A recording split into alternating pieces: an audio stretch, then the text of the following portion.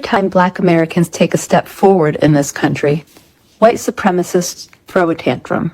We call it progress, they call it a threat. And every era of advancement, every hard-won inch toward equality has been met with a violent wave of backlash. So, let's talk about it. Donald Trump recently reposted a meme on Truth Social blaming Barack and Michelle Obama for worsening racism, saying they set America back 100 years. This, coming from a man whose entire public life has been steeped in racism, from refusing to rent apartments to Black tenants in the 1970s, to calling for the death penalty for the Central Park Five, Black and brown teenage boys at the time, even after they were proven innocent, to spreading the racist birther lie that President Obama wasn't born in America. And now, in 2025, he's just proving that the playbook never changed, only the players did. When enslaved people were freed, what came next? Reconstruction. Black men winning elections, opening schools, building communities. And after that, the Ku Klux Klan, voter suppression, lynching campaigns, and the violent overthrow of Black-led governments across the South. Progress met with terror. I did make a video on Reconstruction a while back, so go check it out. Hello ladies and gentlemen, welcome back to yet another video by Salini Reacts. If you're new to this channel, kindly remember to push the subscribe button and give this video a thumbs up. When Black veterans came home from World War I in uniform, having fought for democracy abroad, white mobs murdered them for daring to expect democracy at home. That became known as the Red Summer of 1919. In one of the most haunting examples, a Black soldier named Wilbur Little was lynched in Georgia for refusing to take off his army uniform after stepping off the train that brought him home from war. He had risked his life for a country that still refused to see him as a man. And he wasn't the only one. Across the nation, white mobs attacked Black veterans simply for wearing their uniforms in public, because those uniforms symbolized equality. And then there's Tulsa. When Black prosperity blossomed in Tulsa's Greenwood district, a thriving neighborhood known as Black Wall Street, the backlash was swift and brutal. Greenwood wasn't just wealthy, it was successful on its own terms. Black doctors, lawyers, barbershops, grocery stores, newspapers, tailors, hotels, and a fully functioning economy built by Black families who were shut out of white society. Some residents were millionaires in today's dollars, all of it built just 50 years after slavery was abolished. Proof that Black excellence could flourish when given even a sliver of space. And that's exactly why white supremacists burned it all down. In 1921, after a false accusation against a Black teenager, white mobs, many deputized by local police, stormed Greenwood. They looted homes, they set businesses on fire. Eyewitnesses reported private planes dropping incendiary bombs. Black residents were shot in the street or dragged from their homes. By the time it ended, over 35 square blocks were destroyed. Up to 300 Black men, women, and children were killed. More than 10,000 Black residents were left homeless overnight. And not a single white rioter was ever held accountable. Greenwood wasn't destroyed because of crime or chaos or uprisings. It was destroyed because white supremacists couldn't tolerate the sight of Black wealth, Black self-sufficiency, and Black dignity thriving without white control. That's the pattern, and you see it again in the 1960s. After the Civil Rights Act and Voting Rights Act finally outlawed segregation and protected Black voting rights in 1965, white politicians had a problem. They could no longer legally defend segregation. They could no longer say, we don't want Black people in our schools, or we don't want Black people voting. So they rebranded their racism with new language. They called it law and order. Law and order wasn't about crime. It was a political weapon designed to frame Black Americans as dangerous, disruptive, and undeserving without ever mentioning race. Barry Goldwater hinted at it in 1964. Richard Nixon perfected it in 1968. His advisors admitted on tape that Law and Order was designed to attract racist voters without sounding racist. And the policy fallout was devastating. Mass incarceration, the war on drugs, over-policing black neighborhoods, mandatory minimums, stop and frisk, all justified by coded language white voters found comforting. Ronald Reagan doubled down with states' rights and the racist welfare queen myth. Bill Clinton expanded the prison industrial complex even further. And Donald Trump wrapped it all in "Make America Great Again," a slogan rooted in turning back the clock on civil rights. Same playbook, same backlash, same message. Black progress is the threat. White grievance is the answer. So when Trump reposts a meme claiming the Obamas made racism worse, understand what he's really saying. That the sight of a black family in the White House, educated, poised, and powerful, was unbearable for people whose identity depends on feeling superior. Obama didn't make America racist. He revealed how deeply racism still runs. Trump is the backlash to it, the embodiment of everything this country refuses to face about itself. This is unfinished history. The same forces that once burned Greenwood, that fought to keep schools segregated, that silenced civil rights leaders, they never disappeared. They just put on suits and ran for office. If we want this cycle to end, white Americans have to stop pretending racism lives in the past. We have to face it in our laws, in our classrooms, in our neighborhoods, and in ourselves. Because silence is what keeps the system alive, and now is not the time for silence. Black Americans shouldn't have to prove their humanity again and again, while those who spread hate are rewarded with power. And yet here we are, a nation still built on denial, still terrified of accountability, still repeating the same cycle because too many white Americans would rather cling to denial than face the truth. But history doesn't move on its own. We do. So the question isn't whether the backlash will fade. It's whether we'll finally have the courage to end it, to confront what's right in front of us, to make sure this time progress doesn't have to start over again.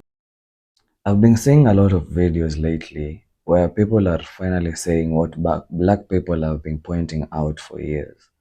And none of this is new at all.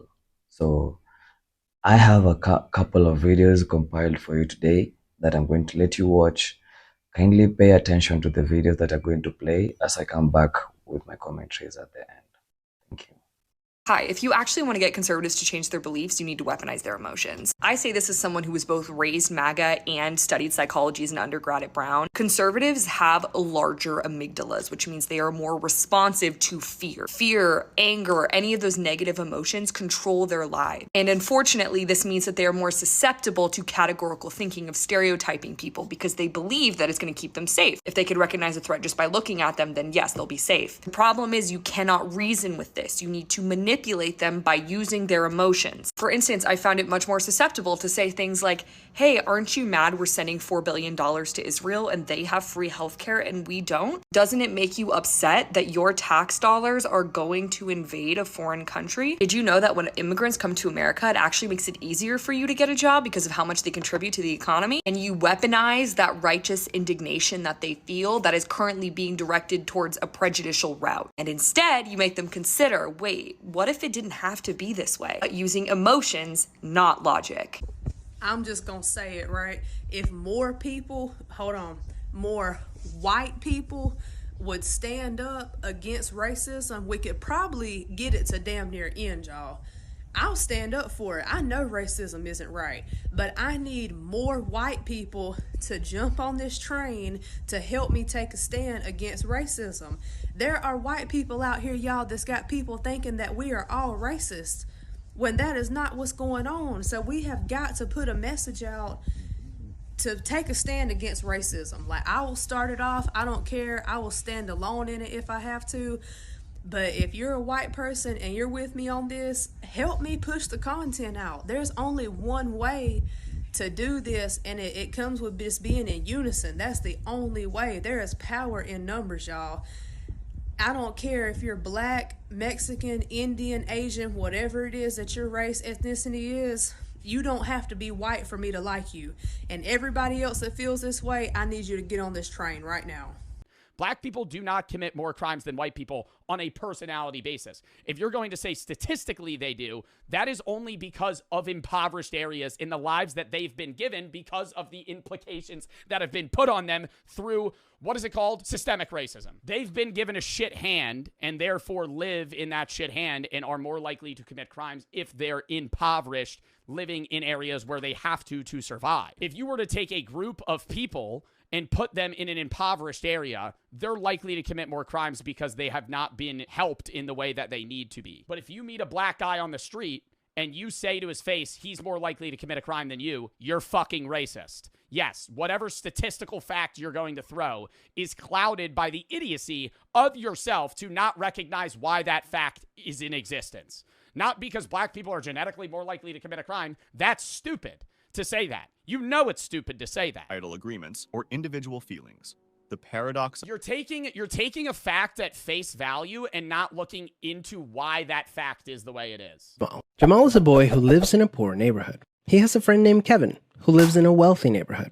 All of Jamal's neighbors are African American and all of Kevin's neighbors are white. Because Jamal's school district is mostly funded by property taxes, his school is not very well funded. His classrooms are overcrowded, his teachers are underpaid, and he doesn't have access to high-quality tutors or extracurricular activities. Kevin's school district is also funded by property taxes, so his school is very well funded. His classrooms are never crowded, his teachers are very well paid, and he has access to high-quality tutors and lots of extracurricular activities. Kevin and Jamal live only a few streets away from each other. So how come they're growing up in such different worlds with such different opportunities for success? The answer has to do with America's history of systemic racism. To understand it better, let's look at what life was like for Kevin and Jamal's grandparents. Decades after the Civil War, many government agencies started to draw maps dividing cities into sections that were either desirable or undesirable for investment. This practice was called redlining, and it usually blocked off entire black neighborhoods from access to private and public investment. Banks and insurance companies used these maps for decades to deny black people loans and other services based purely on race. Historically speaking, owning a home and getting a college education is the easiest way for an American family to build wealth.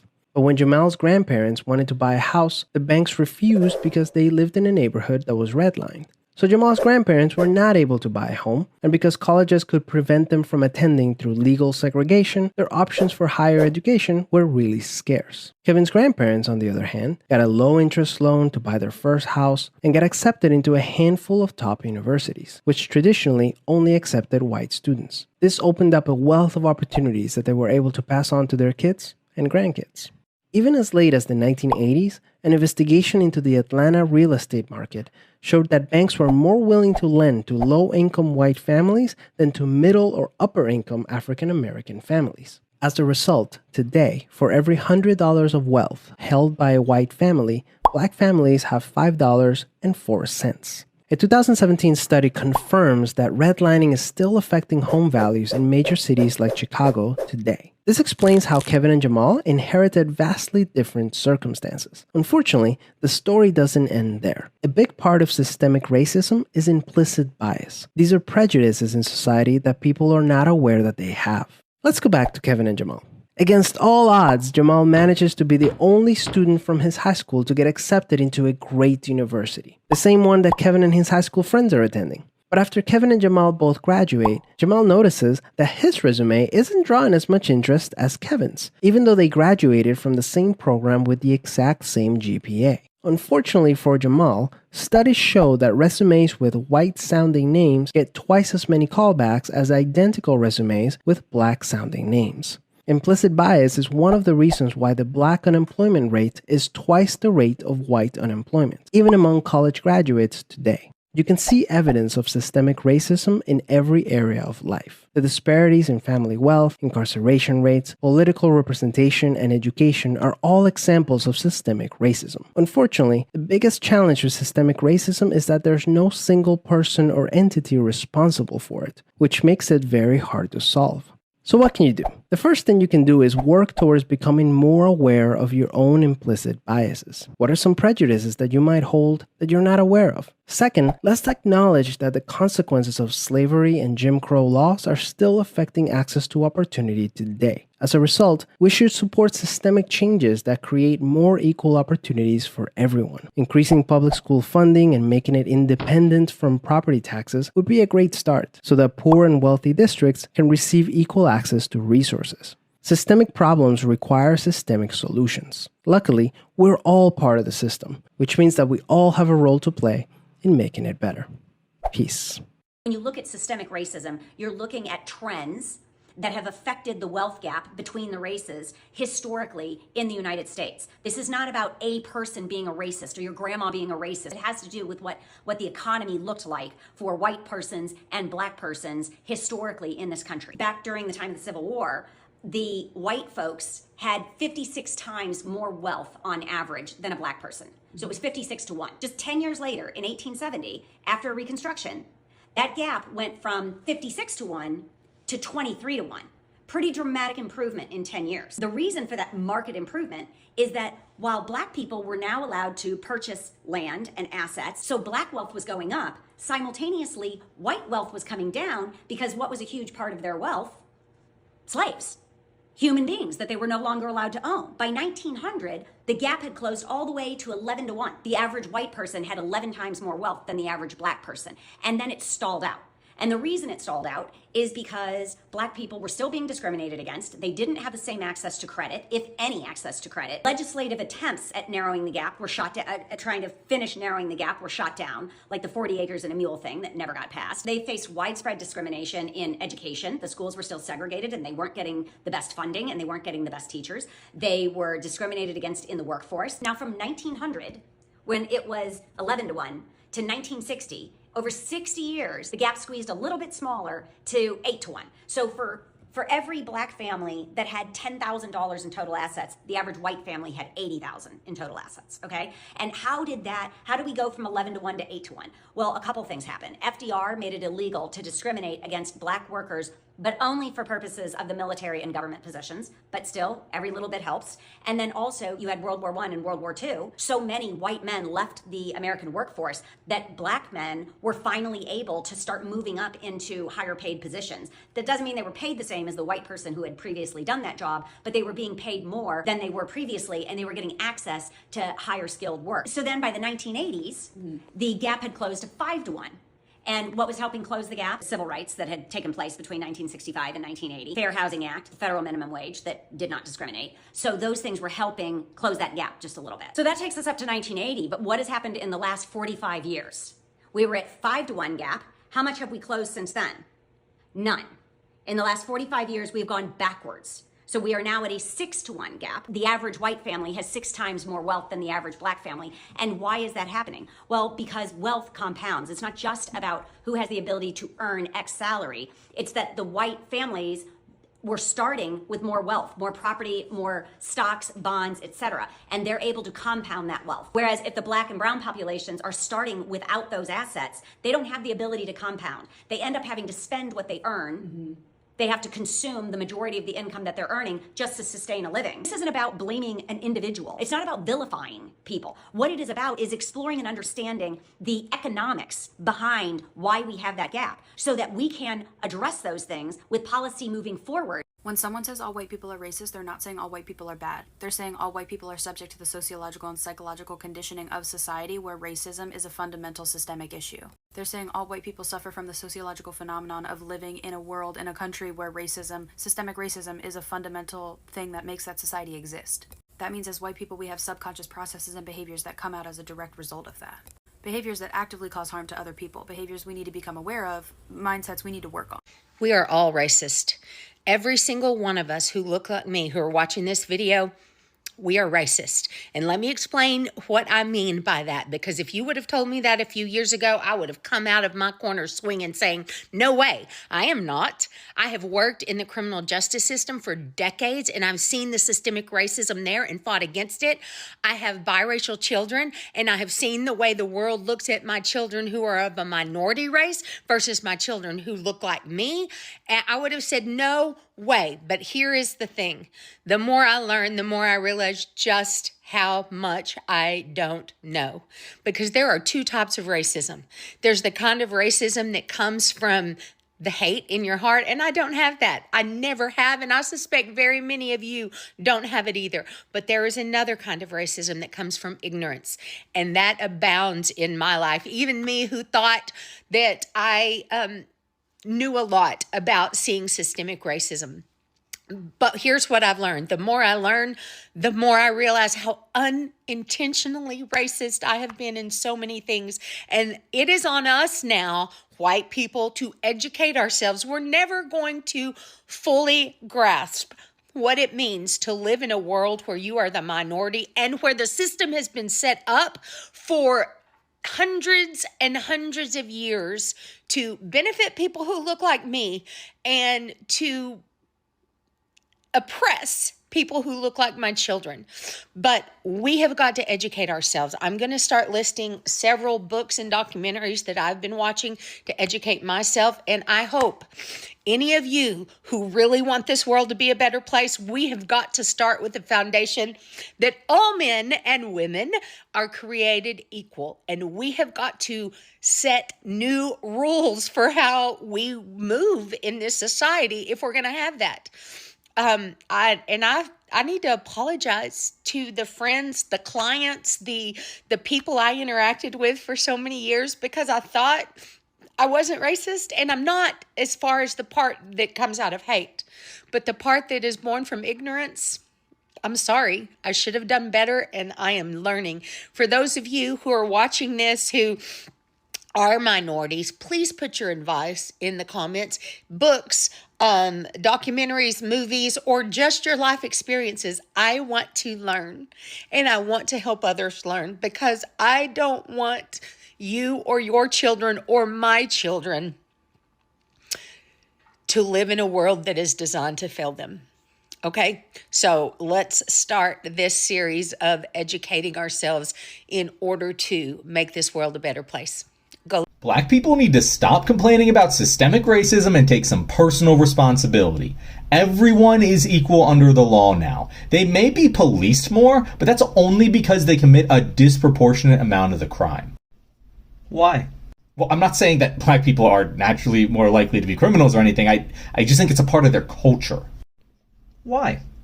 Well, probably because their dads weren't around to raise them properly. Why? I don't know, probably because they were too poor to afford a kid, so they left. Why? Well, they probably can't get a good job because they never went to college. Why? Well, I guess it is probably because they couldn't afford it, but they didn't get good enough grades to get a scholarship either. Why? Well, I guess that is probably because their school is underfunded. Why? Because school funding is determined by property taxes and they were born into poor areas. Why?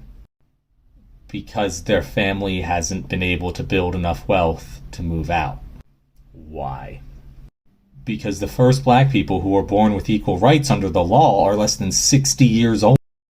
So when people hear the word systemic racism, systemic racism, they think that this is about every white person, that every white person is racist. No, not at all. This is not what it means. What this means is generally about the patterns, the patterns, and it's about system producing the same unequal outcomes again and again, no matter what, no matter who's in charge. The system is going to always produce the same outcome again and again. What stands out here is this isn't about emotions. It's about structure. Who gets more chances? more chances, who gets punished faster than the other in the community, and who is expected to work twice harder just to be seen, yeah, or recognized as equal. Yeah, that's not a coincidence. That's a design. It has always been there. And this is what the Black folks community has always been going through for centuries. Yeah. And this is why these conversations make people very, very, very uncomfortable. But we need to really discuss this, because you admit the system isn't neutral a lot for many of these Black folks. Yeah. We have to admit that. Popular narratives stopped making sense a long time ago. So when people ask, why are we still talking about this? This is why. Because what Black people have been acknowledging or saying for years is no longer being dismissed right now. It's finally being acknowledged. And this is why we have to talk about this. Yeah? All these Black folks needs is equality, being treated as one. There's no one who is superior than the other. Yeah, and this comes when people start acknowledging color, giving privileges to the white colored people. This is wrong. We are all equal. We should never even acknowledge that there is color amongst us. And so, guys, do you think that acknowledgement is enough without action? Other than that, I would like to thank the white folks that are having the Black walk right now. This is a good way forward, and this is the energy that we've always been looking for a long time. So until the next video, ladies and gentlemen, kindly remember to push the subscribe button, give this video a thumbs up, and also share it across to help us grow as one family. Thank you.